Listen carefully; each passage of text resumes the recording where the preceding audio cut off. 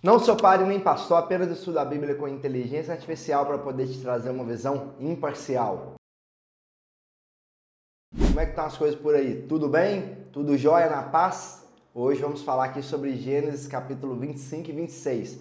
Esses dois capítulos mostram a transição da história de Abraão para Isaac. Aí Abraão morre, né? E aí Isaac começa a tomar frente ali na história. E ele mostra também lições importantes sobre escolha, promessas e como lidar com os desafios. Já no 25, Abraão morre e deixa toda a sua herança para Isaac, cumprindo o plano que Deus teve na vida dele. Abraão teve outros filhos ali com a serva, Quetura, né? Mas esses filhos são enviados para longe. Abraão lhes dá presente e os envia para longe para que mantesse a aliança ali com Isaac, não correr risco, né, de dar nenhum problema ali que poderia dar.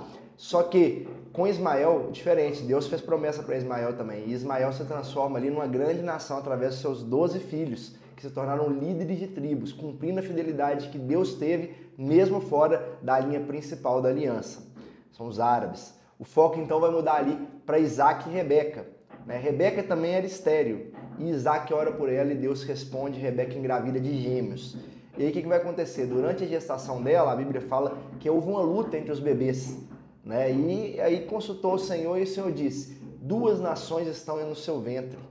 2 povos separados vão sair do seu interior e um será mais forte do que o outro e o mais velho vai servir o mais novo. É isso que a Bíblia diz. E aí Esaú, o mais velho, nasce primeiro e Jacó vem logo atrás segurando o calcanhar do irmão, o que simboliza a disputa, que ia marcar a vida deles. Esaú cresce como um caçador, um homem do campo, enquanto Jacó é aquele mais caseiro, mais tranquilinho. E aí, determinado dia, Esaú chega cansado de uma caça, ficou lá no campo, o irmão dele, Jacó, estava ali fazendo um guisado. E Esaú pede, e aí Jacó, esperto, fala, eu te dou, mas se você trocar a primogenitura nesse guisado. E Esaú disse, de que me serve essa primogenitura? Estava preocupado só com encher o bucho e ficar de boa. Trocou a primogenitura num prato de comida. E ali ele desprezou a primogenitura e as bênçãos de Deus. Escolheu o caminho mais fácil, um erro que todos nós temos que aprender a evitar. E isso vai ter muita consequência lá na frente. Mas aí passa para o capítulo 26. Depois, nos próximos capítulos, nós vamos voltar nessa questão de Esaú e de Jacó. No 26, ali Deus vai reafirmar a aliança que ele teve com Abraão e com Isaac. Através ali do que seu pai havia feito. E aí ele volta ali para gerar uma cidade onde Isaac vai e comete o mesmo erro que o pai dele, Abraão, tinha cometido. E que era o quê? Ele ficou com medo de ser morto por causa da beleza da esposa e disse que ela era irmã dele. E o rei Abimeleque descobriu a verdade e repreendeu Isaac, garantindo ali proteção para ele e para sua família, independente do que ele tinha feito. Mas isso nos lembra como que os padrões pecaminosos podem se repetir de geração em geração. Um alerta para quebrarmos esse ciclo na nossa vida. Ele fez exatamente igual ao pai dele, ele errou, até no erro ele repetiu. Então, apesar dos desafios e de tudo que vinha acontecendo, ele prosperava. Deus prosperava em tudo que ele punha. Deus fazia ele colher a 100 por 1, mostrou que estava com ele. E essa prosperidade começou a gerar inveja nos filisteus, que era aquele povo ali, que começaram até a entulhar os poços que foram cavados pelo pai dele. E aí Isaac passava a cavar novos poços, também tendo problemas, e após conflitos, ele vai lá e encontra um lugar novo, um lugar de paz. E ele fala, agora o Senhor deu espaço e nós vamos prosperar nessa terra.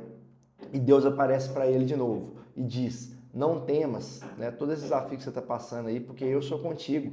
Eu vou te abençoar, eu vou multiplicar a tua descendência. E essa frase, não temas, também é um lembrete poderoso de que, mesmo que em meio aos desafios, às dificuldades, Deus está conosco. E ele estava com Isaac. E ele é um Deus que estava cuidando de cada detalhe, estava forjando Isaac ali no meio desses desafios.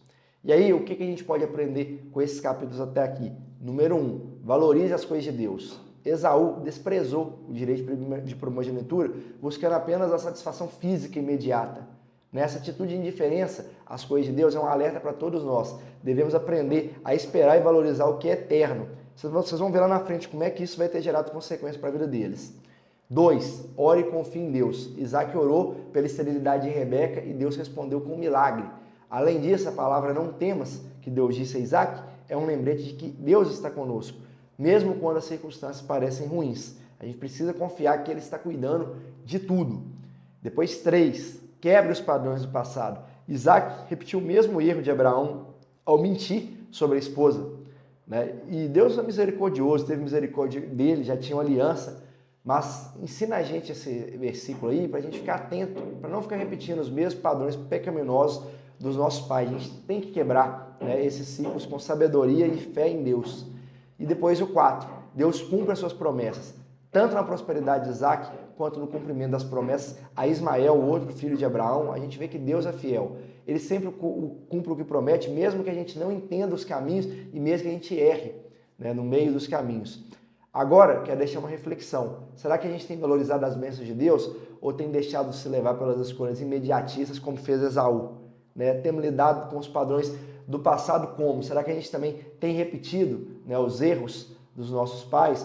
A gente está aqui para melhorar, né, e também criar filhos que sejam ainda melhores do que nós. Então, vamos evoluir.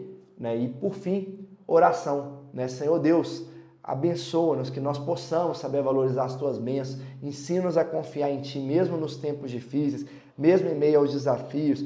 Diga que está conosco também, fala conosco, assim como o Senhor falou com Abraão, assim como o Senhor falou com Isaac, estabelece aliança conosco, Senhor, nós te pedimos, ajuda-nos, Senhor, repreende o mal da nossa vida, ensina-nos, Pai, a ter, Pai, uma continuidade, Pai, dos caminhos bons dos nossos pais, mas da parte ruim, Pai, daqueles erros, Pai, que talvez eles já cometeram, que a gente possa, Pai, agir diferente, também ensinar para os nossos filhos a agir por um caminho cada vez melhor. É isso que eu te peço, no nome de Jesus. Fique à vontade para compartilhar essa mensagem, comentar aqui o que você achou, né? E que Deus abençoe fortemente a sua vida. Tamo junto.